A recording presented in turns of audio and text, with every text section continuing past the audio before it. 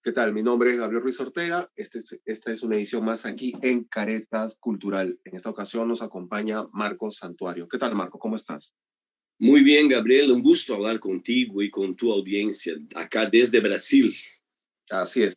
Bueno, para nuestros amigos, Marco es fundador de la Asociación Brasileña de Crítica de Cine, ¿no? Y también es investigador de la Universidad Fevale y que eres también el jurado o uno de los integrantes del jurado del próximo Lima Web Festival que se va a realizar del 13 al 15 de septiembre.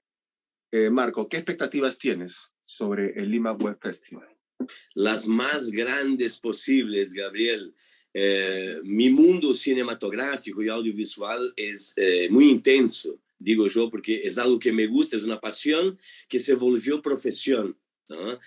Como periodista cultural, crítico de cine, practico eso a diario. Y ahora recién, el final de semana que pasó, nosotros clausuramos la edición número 50 del más importante festival de cine acá en Brasil, del cual soy programador, que es el Festival de Cine de Gramado. Y bueno, eso me pone en contacto con producciones de toda Iberoamérica, incluso de Perú.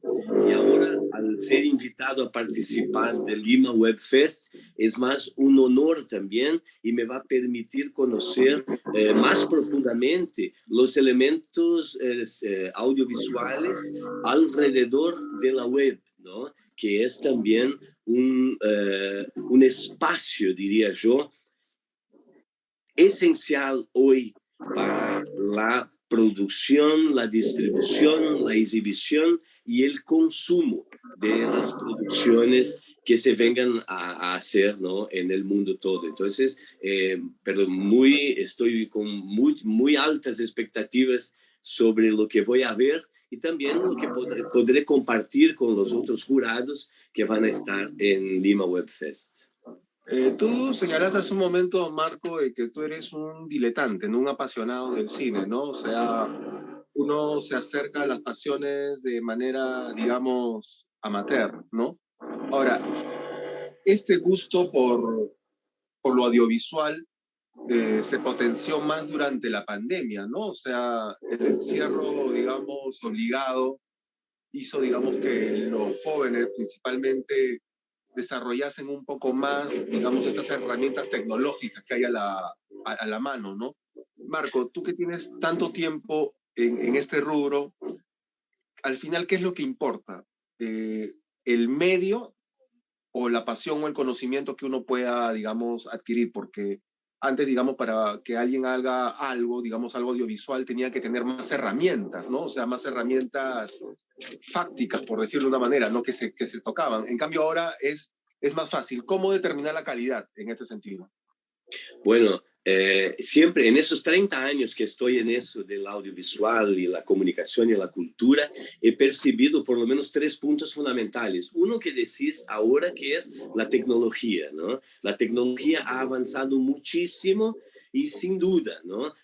Es un facilitador hoy para que se puedan hacer producciones que hace años tendría que tener muchos recursos y muchísimo conocimiento para poder trabajar con ellas. Hoy ellas son mucho más viables económicamente hablando, ¿no? O sea, están mucho más cerca de las personas en general y también su uso como práctica la técnica de utilizarla también se ha facilitado. Ese es un factor. El otro factor es qué es lo que querés contar de tus historias y de tus narrativas. Eso no importa la tecnología y el dominio de la tecnología esencialmente. Lo que sí es que tenés que tener una historia que quieras contar y que ella sea contada, entonces, utilizándose de esos recursos tecnológicos de la mejor manera posible. Y ahí hablo del rigor tecnológico, de la utilización de la tecnología, ¿no? De las posibilidades que la tecnología te da y al mismo tiempo, bueno, hacer con que tu historia gane fuerza con la utilización de la tecnología y no se pierda en una exposición tecnológica que no tiene contenido. Entonces, ese es un punto fundamental, ¿no? Me parece. Claro, pero en este sentido, Marco, también cuando uno es jurado, ¿no? Ya metiéndonos ya en el tema, uno también tiene sus preferencias temáticas, estilísticas, ¿no? O sea, eso es natural, ¿no? Más allá de los trabajos que se muestran y que uno, digamos, escudriña, uno ya parte ya con sus gustos personales. En este sentido, Marco, ¿cuáles son los tuyos? Uh-huh. Mira, lo que decís tiene algo de muy correcto, ¿no? Pero me parece que al ser, la práctica del ser jurado también te ayuda a, cuando vas a exponerte a una obra en la cual vas a poner tus opiniones con otros colegas, ¿no? Como el caso de Lima Web Fest, ahí vale más la apertura que tengas hacia lo nuevo, lo por ahí desconocido, ¿no? Más que tus propios gustos personales, porque si no quedamos en una imposición de gustos, ¿no? Si son tres jurados, somos tres jurados con gustos personales y cada uno tira para su lado, ¿no? Un jurado con madurez es aquel que trae mucho, ¿no? En su background de conocimientos y vivencias, pero al mismo tiempo sabe dialogar y entender las posibilidades nuevas y las nuevas visiones que los compañeros de jurado pueden traer mirando la obra, ¿no? Para contestar objetivamente tu pregunta, yo diría que en esos más de 50 años de vida y 30 de trabajar en ese universo del audiovisual, mi gusto es el más ecléctico que te imaginarás, ¿no? Depende mucho de cómo estoy, de dónde estoy y cuál es el contexto en el cual estoy y una obra me puede impactar, ¿no? Lógico que Marcos, el brasileño, periodista, profesor, que se sienta con su familia para mirar algo, bueno, ahí sí tiene su gusto personal para mirar, ¿no? Pero siempre un punto fundamental, Gabriel, me gustan las obras que dicen algo y que me tocan, ¿no? Personalmente, ¿no? Y lógico, si utilizan si tienen una narrativa que me captura y al mismo tiempo saben utilizar las técnicas cinematográficas, ¿no? Para trabajar la estética y la narrativa, eso me va seduciendo cada vez más. Entonces, a los que van a postularse en el Lima Web Fest, ningún problema cuanto a los gustos personales, sino que tengan una obra que tenga una narrativa interesante y por ahí, bueno, no tengan miedo de ser osados. A mí me gusta lo que aún no conozco también. Excelente. Más bien, acá hay una impresión o sea, la está escuchando de personas ligadas al mundo audiovisual, ¿ok? Ya sea fotógrafos, videastas, cineastas, productores, ¿no? Y me gustaría saber si tú coincides también con eso. ¿Tú crees que este tiempo, digamos, entre comillas, post pandemia, porque la pandemia todavía no termina, ¿no? Con tantos problemas políticos por determinado país, ¿no? Parece como que todos se han puesto de acuerdo en tener problemas, como nunca antes, ¿no? Más este contexto de guerra, crisis económica, crisis energética, crisis climática, todo esto. ¿Tú crees que es un momento ideal, propicio para la producción audiovisual? O sea, hay muchas cosas que están pasando y muchos coinciden o señalan de que nunca antes se ha visto tantas cosas como para trabajar. ¿Tú lo ves también así, en este sentido? Bueno, si te digo en la práctica mismo, ¿no? Te hablé que hace una semana tuvimos al Festival de Cine de Gramado y nosotros hemos tenido más de 1000 películas entre largos y cortometrajes inscriptos en el festival. Y eso es, lógico, una producción, algunas de ellas que empezaron un poco antes de la pandemia, ¿no? Y no se han terminado, y muchas que se hicieron durante la pandemia, ¿no? ¿Qué es lo que he sentido en esos últimos tiempos? hay una cantidad enorme de producciones que se están terminando, se están poniendo hechas, ¿no? Se están finalizando. O sea, había un miedo incluso en nuestro festival y en otros festivales, seguro de, ¿será que van a haber producciones? Aún también porque nuestros países, digo, sobre todo Brasil, está pasando por una situación problemática en los apoyos financieros gubernamentales a la producción, ¿no? Entonces nos preguntábamos si íbamos a tener suficientes películas y todo más, y nos quedamos impresionados con esa situación. Quiero decir que hay una producción creciente. O sea, ni la pandemia ha sido capaz de frenar esta capacidad de producción que ha demostrado, ¿no?, tener Brasil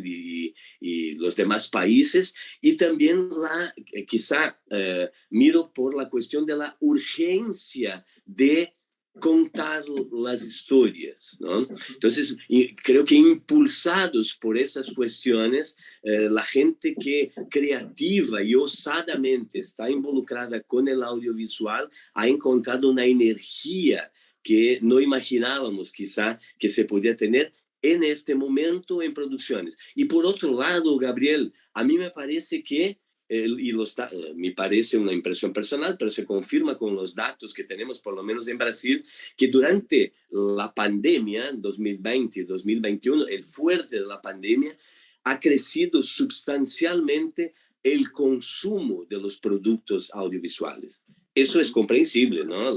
La gente ha quedado más en su casa, en sus hogares y frente a sus equipos, y ha consumido mucho más producción audiovisual.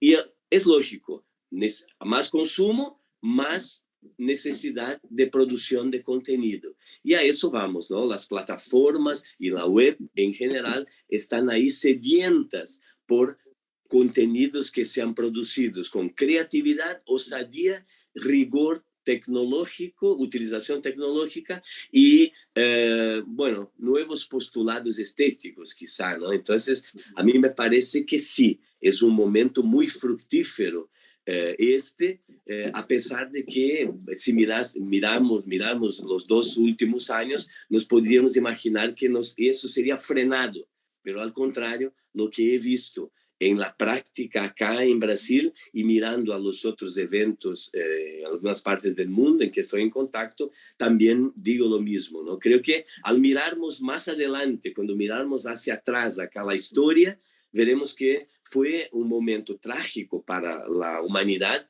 ¿no? Y podemos decirlo así, por esa cuestión de la pandemia que ha llevado tantas personas, ¿no? Son muchísimos muertos en todo el mundo, pero al mismo tiempo la humanidad también ha encontrado en el audiovisual un lugar, un momento y una clave para este futuro que queremos que sea siempre mejor, ¿no? Ahora, en tu experiencia, porque ahora acabas de decir de que en este proyecto que hubo en Brasil, o sea, en esta edición que hubo en Brasil, hubo más de 1000 proyectos. ¿Cuál es la línea común que tú has encontrado ahí? ¿Cuál es, digamos, la recurrencia temática de los interesados en este punto? Entre los que se inscribieron, los postulantes y los seleccionados y los vencedores, te diría, y los vencedores independen de nosotros programadores, ¿no? Ellos son elegidos por el jurado, pero te diría que la línea fundamental es una línea de una mirada sociológica a lo que pasan a las personas y los países hoy, ¿no? Una mirada muy fuerte en las constituciones familiares y en los elementos políticos, económicos de la sociedad. Ese es el marco fundamental de esta edición que tuvimos, y te diría que tanto en películas brasileñas cuanto las películas en general, las iberoamericanas. Ujú. Eh, bueno, Marcos, tú sabes que estas transmisiones a veces son un poco tiranas en este sentido, pero nos has brindado bastantes luces de lo que va a ser el Lima Web Fest, ¿no? Que lo organiza el Toulouse-Lautrec, dicho sea de paso también. Eh, unas últimas palabras, Marco, para invitar. ¿Por qué es importante este festival? Por qué hay que estar atentos a ello? Ujú. Bueno, a mí me parece que vamos a encontrar ahí, Gabriel, las mejores producciones de Perú y del mundo, ¿no? Que van a estar separadas ahí en 6 categorías, ¿no? Que es series web, videojuegos, animación digital, el influencer del año, ¿no? Y aún las nuevas categorías de brand content y contenido creado por estudiantes. Me parece que este punto, ¿no? De cuáles son los contenidos que van a estar en Lima Web Fest, eso ya da la visión de la importancia de lo que decíamos antes, ¿no? De lo que se está haciendo y de lo que viene para el futuro, ¿no? Y me parece que en ese punto Lima Web Fest, que reúne ahí a los creadores de contenido para plataformas digitales, apunta a eso, ¿no? Yo soy creado, bueno, yo nací en el año en que la televisión despunta acá en Brasil, he crecido mirando el cine de los clásicos hasta hoy, las películas más modernas, pero estoy siempre ansioso de saber qué es lo que viene adelante, Gabriel. En mis clases en la universidad, bueno, es un lugar común decir que uno más aprende que enseña, ¿no? Pero es la verdad, ¿no? Yo tiro algunas provocaciones a los alumnos y me quedo fascinado con las respuestas que muchas veces yo no las daría o no las imaginaría. Y ellos lo hacen y eso es, ¿no? Abrir puertas para el futuro y no encerrar a la gente en el pasado. Entonces, me parece que Lima Web Fest tiene ese postulado y a mí me parece que eventos como este solo traen luces para iluminar nuestros caminos de la comunicación, del audiovisual y de la cultura en general, Gabriel. Bueno, Marcos, gracias por tu tiempo. Mi nombre es Gabriel Ruiz Ortega. Esta ha sido una edición más aquí en Caretas Cultural. Ha estado con nosotros Marcos Santuario, jurado del Lima Web Fest, que se va a desarrollar del 13 al 15 de septiembre. Hasta la próxima edición. Gracias, Marcos. Gracias a ti. Hasta luego. Un abrazo. Gracias.